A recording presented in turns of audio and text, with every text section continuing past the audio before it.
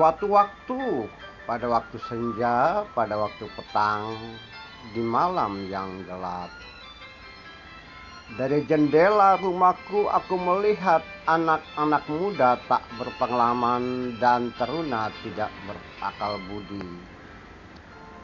Mereka menyeberang jalan dan melangkah menuju rumah kegelapan. Dari dalam keluar orang-orang yang licik, cerewet, dan kakinya tak dapat tenang di rumah.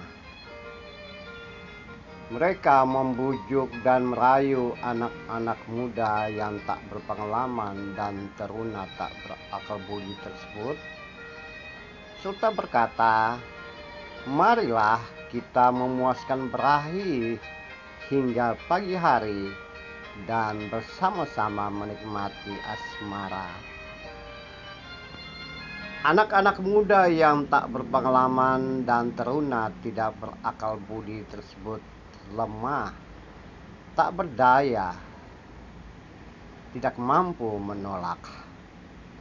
Mereka seperti lembu dibawa ke pejagalan dan orang-orang bodoh yang tak terbelenggu. Oleh sebab itu, hai anak-anak, dengarkan aku, perhatikan perkataanku. Saudara-saudara seiman, saudara-saudara lintas iman, dan saudara-saudara sebangsa dan setanah air, yang saya bungkus semuanya sebagai saudara dalam kemanusiaan. Narasi dari Salomo atau Sulaiman ini cukup panjang, sekitar 21 ayat. Namun saya ambil intinya, kemudian saya ubah seperti yang ada di hadapan saudara.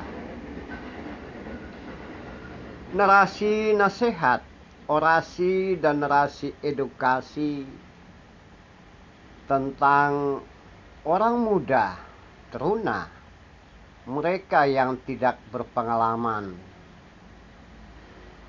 Orang-orang seperti itu terlalu cepat tunduk, lemah, tak berdaya ketika berhadapan dengan kejahatan, ketika berhadapan dengan rayuan-rayuan yang tidak bermanfaat, atau mudah terjerumus ke dalam kegelapan, kegiatan-kegiatan yang bisa menghancurkan diri sendiri pada masanya atau pada waktu akan datang di dalam durasi hidup dan kehidupannya. Sulaiman berkata, anak-anak muda yang tak berpengalaman dan teruna yang tidak berakal budi tersebut lemah, tak berdaya, dan tak mampu menolak. Mereka seperti lembu dibawa ke tempat pembantaian. Mereka seperti orang bodoh yang terbelenggu dan tak mampu berbuat apa-apa. Nah, untuk menghindari hal-hal tersebut, Salomo atau Sulaiman berkata, "Hai anak-anak, dengarkan aku, perhatikan perkataanku." Ringkasnya, hai anak-anak, dengarkan orasi dan narasi edukasi dari saya.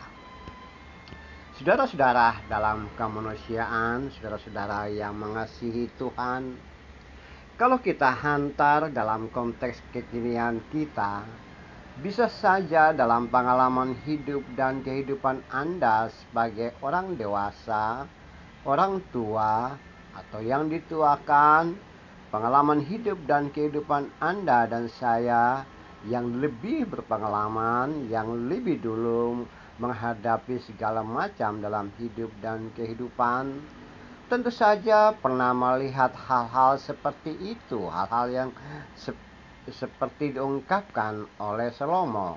Kita mungkin juga bisa berkata, aku pernah melihat anak muda dan tak berpengalaman di tepi jalan. Mereka melakukan banyak hal atau mereka melakukan hal-hal yang tidak sesuai dengan norma dan etika. Mereka melakukan hal-hal yang tidak masuk akal, cenderung kriminal di area publik. Itu yang terjadi. Aku melihat anak muda di tepi jalan. Kita menemukan banyak sekali orang-orang muda yang terlihat berpengalaman, tapi sebetulnya tidak memiliki pengetahuan dan pengalaman apa-apa ketika berhadapan dengan hal-hal yang ada dalam hidup dan kehidupan.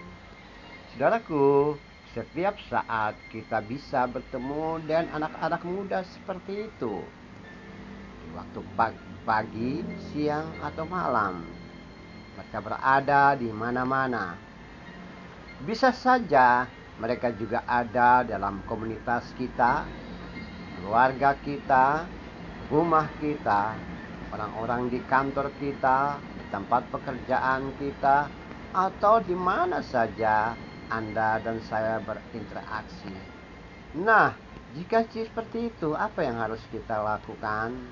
Salomo sekali lagi mengingatkan kepada orang dewasa, jika melihat orang-orang yang tak berpengalaman, jika melihat teruna-teruna yang tidak berakal budi, maka tugasnya adalah menyampaikan orasi dan narasi edukasi, menyampaikan bimbingan, menyampaikan hal-hal yang menunjukkan kepada mereka bahwa jalan yang ditempuh harus hal-hal yang benar, jalan yang benar dan lurus, bukan sebaliknya. Pengamsal pada saat ini mengajari kita sebagai orang dewasa, orang tua atau yang dituakan, pemimpin atau orang yang menjadi kiblat anak-anak muda, agar mampu memberikan teladan, mampu menyampaikan orasi dan narasi edukasi kepada semuanya, sehingga anak-anak muda itu memiliki pengalaman, memiliki akal budi, memiliki pengetahuan, dan memiliki kemampuan untuk menghadapi hal-hal yang ada dan mereka temukan dalam hidup dan kehidupan kita. Ini adalah tanggung jawab kita untuk membentuk generasi penerus yang lebih baik, yang kokoh dan teguh, yang mampu melawan rayuan, bujukan, dan dari orang-orang yang mau menghancurkan hidup dan kehidupan mereka. Kita harus bisa juga berkata, hai anak muda, dengarkan aku, perhatikan perkataanku, sehingga engkau mampu dan bisa menghadapi hari-hari hidup dan kehidupan pada masa akan datang dengan penuh sukacita, dengan adil, benar, dengan ciri dan cara hidup sesuai dengan kehendak Tuhan. Kita tunduk kepala. Ya Tuhan, Tuhan kami, ya Allah, Allah kami, jadikan kami sebagai orang dewasa yang mampu memberikan orasi dan narasi didikan, orasi dan narasi edukasi kepada generasi penerus, sehingga mereka mampu menghadapi hidup kehidupan pada durasi hidup dan kehidupan mereka sesuai dengan kehendak-Mu. Terpujilah nama-Mu ya Allah, terpujilah nama-Mu ya Tuhan, Tuhan kami. Amin.